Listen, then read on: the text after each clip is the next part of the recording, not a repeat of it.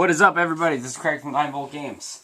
And if you watched yesterday's video, then you know what this one is. However, if you didn't watch it because it was too long, and it was 22 minutes, I apologize. This one will be shorter. Oh, why am I out of breath? Alright. What happened was I put these two racks up because I need more room, you know, with the holidays coming and such, and I hoarded a bunch of games, and my throwaway pile is actually not really a throwaway pile, so I want to put the games up. I put my PS2 games up here because really I'm done collecting PS2 games. I got all the ones I want to get, well, with the exception of 5, which I figured out yesterday.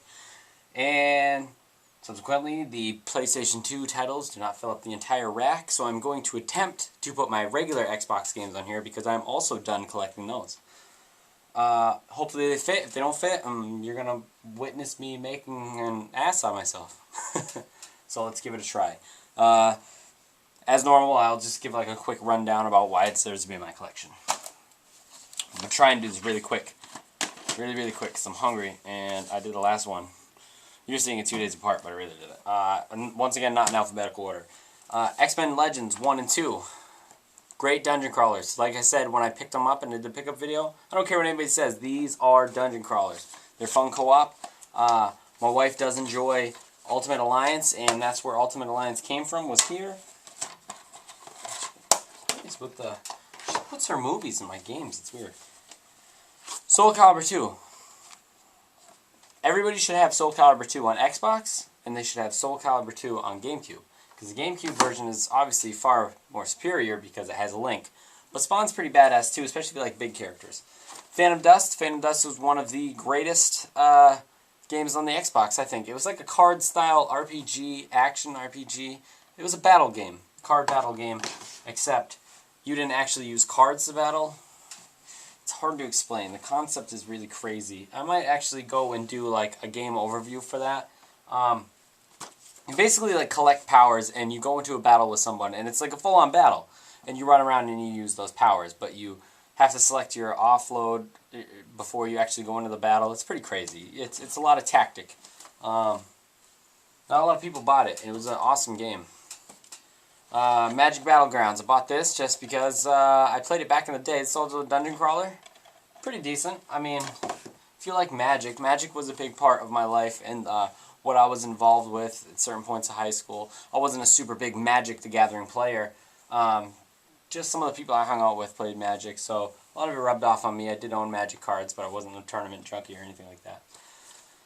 Mortal Kombat Armageddon. I love Mortal Kombat. I need no excuse to own a Mortal Kombat. Music Generator. I actually got some really nasty beats I made on Music Generator. This is also one of my underground things. I do love making beats. However, I'll never be a producer. And I know, it's way better. I had like EJ and shit on my computer. Obviously, that's way better, but you get some pretty good samples in here. I do have some good beats. Maybe I'll put them up someday. Depends on if anybody actually would ever want to hear them. King of Fighters 2002 and 2003. I absolutely love King of Fighters. I love King of Fighters way more than Street Fighter. You can go ahead and hate me on that one. Yeah. King of Fighters 2002 works. King of Fighters 2003 does not work in backwards compatibility, but they're both great games. Absolutely great games. It just sucks that I have King of Fighters 2002 on Xbox Live Arcade. So it kind of takes away the need to even have the Xbox one, but it's still nice to have a solid copy with all this crazy downloadable games flying around. Jet Set Radio Future. Come on. I love Jet Set Radio. You all should play Jet Set Radio if you never have. Jet Set Radio Future you probably get for $1 with the Sega GT 2002, which obviously I won't recommend. It's a racing game. I hate racing games, so I'm going to show you this racing game. Need for Speed Most Wanted. If I own a racing game, I should tell you something, because I hate racing games. Need for Speed Most Wanted is pretty good. I actually love Need for Speed Underground. I did love Need for Speed Underground, and then, you know, they started to annualize, and it just got really, yeah. Grand Theft Auto 3, I think everybody should own at least like one copy of Grand Theft Auto 3 on some system. I may end up getting, like, go back and get the triple pack, just because I don't know where my San Andreas went. I think I said this in my last collection video. I had San Andreas on PS2. Also had Vice City, and they're gone. I'll never go back and play them, but I played the shit out of all 3 of them. And I think we all have played at least the shit out of one Grand Theft Auto game in our whole experience in gaming. So it deserves to be, at least one Grand Theft Auto deserves to be in every collection. You can't disagree with me, even if you don't like Grand Theft Auto. I really don't like Grand Theft Auto anymore, but it holds its place. Halo 2. I have to explain myself. I don't have Halo 1. I have a digital copy of Halo 1. Oh, my eye. Maybe I'll get Halo 1 just to round it out, because I have beaten Halo 1, but we'll see what happens. Doom 3 and Doom Resurrection. I absolutely love Doom 3. I actually went back and did retro reviews for these games. Resurrection of Evil is a standalone expansion pack. Great as its own standalone game, especially since you can also get this for like $4. Awesome. And obviously, if you never played Doom 3, I will always suggest for people to play Doom 3. Jade Empire. Jade Empire was an awesome BioWare RPG where you get to pick your character and play through a story. It's in the same vein as like Mass Effect and Dragon Age, except it's with like crazy Oriental Asian blah blah blah. Alright, what we got here? What's this one? GoldenEye Rogue Agent. Someone gave it to me, so I can't get rid of it. But this GoldenEye is not the GoldenEye that we are all tricked into wanting. That's not 007 GoldenEye on N64. It's not what it is. Tom Clancy's Ghost Recon. I actually used to enjoy Tom Clancy games until they got a little crazy with them, and they all bunched up, and now they all fizzled out. Tom Clancy games were good. Ghost Recon was good. Even the Rainbow Six games are good, but Ghost Recon stood out. I did play the crap out of it with my friend Gil. So Shenmue 2. Everybody loves Shenmue. Please, please, please, Suzuki, give us Shenmue 3. We all want Shenmue 3. Or at least everybody who's played Shenmue 1 and 2. Please, finish the saga. Breakdown. Breakdown was a surprisingly good first-person adventure. It's kind of, you could be a shooter or you could fight hand-to-hand. But it was an awesome first-person action game from Namco. Often overlooked. Very, very good. Counter-Strike. Everybody has Counter-Strike on PC.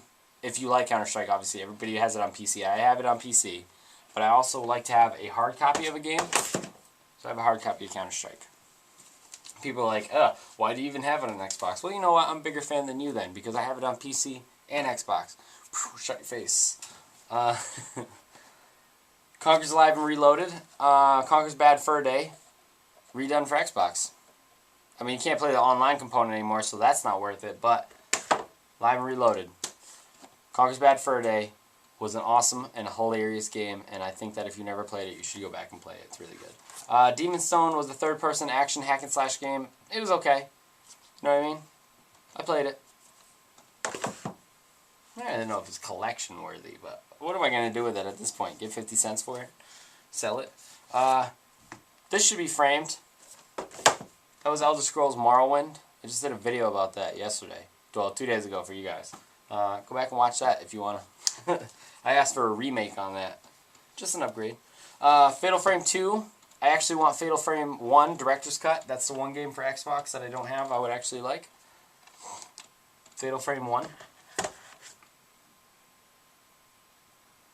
The scary games. Fatal Frame 2 Director's Cut.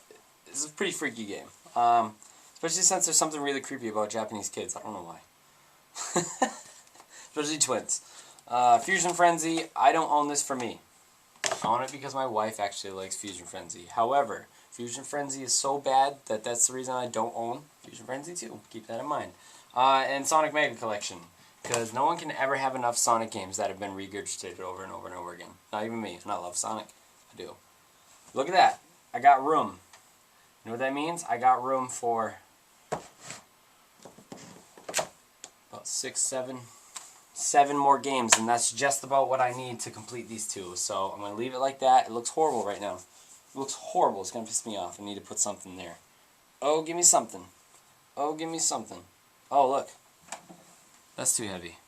Whatever. I'll put something there, and it's going to look awesome. I want my Donkey Kong there. Thank you guys for watching. I don't think I'm going to be expanding. I said thank you for watching. I'm still continuing talking. I don't think that I'm going to be expanding my Xbox One very much. Wasn't a lot of games in there. Mostly first-person shooters that you can find better versions of now, honestly, if I'm being honest about Xbox. I do want the Silent Hill 2 for Xbox. I need a case for it. I have one, but I need a case for it. I would actually like a new copy of that, but yeah. I'm actually pretty satisfied with this. Most people would be like, that's, if you're going to be a collector, that's not a lot of games. It's pretty good.